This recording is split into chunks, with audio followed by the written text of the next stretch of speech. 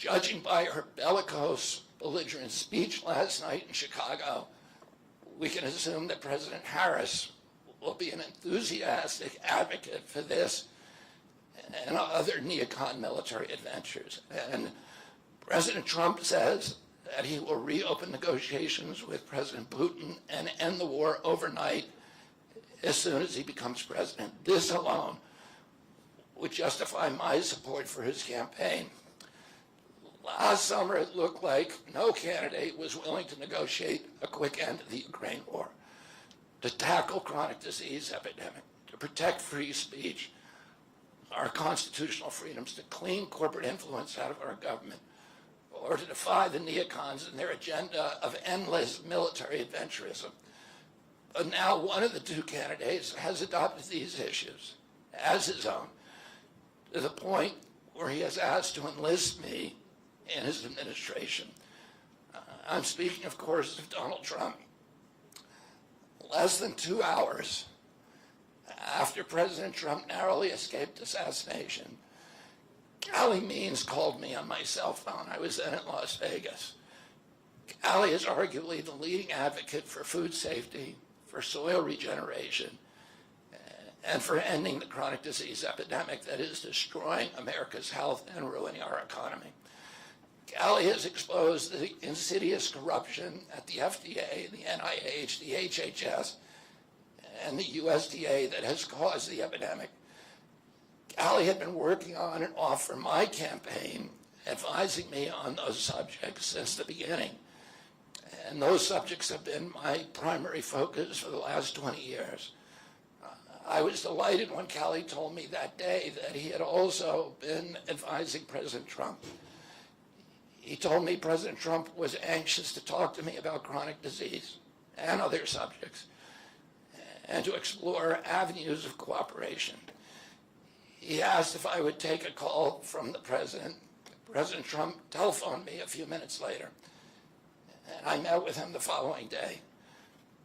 A few weeks later, I met again with President Trump and his family members and closest advisors in Florida. In a series of long, intense discussions, I was surprised to discover that we are aligned on many key issues. In those meetings, he suggested that we join forces as a unity party. We talked about Abraham Lincoln's team of rivals.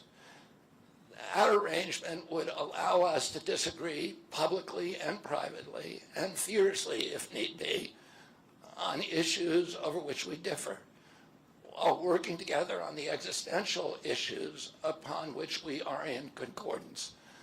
I was a ferocious critic of many of the policies during his first administration, and there are still issues and approaches upon which we continue to have very serious differences.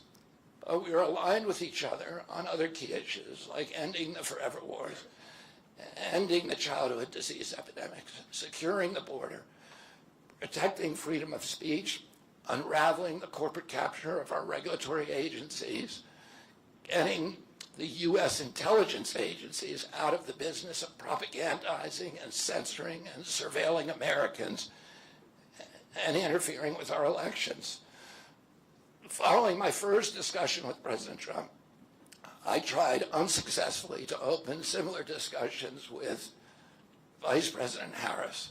Vice President Harris declined to meet or even to speak with me.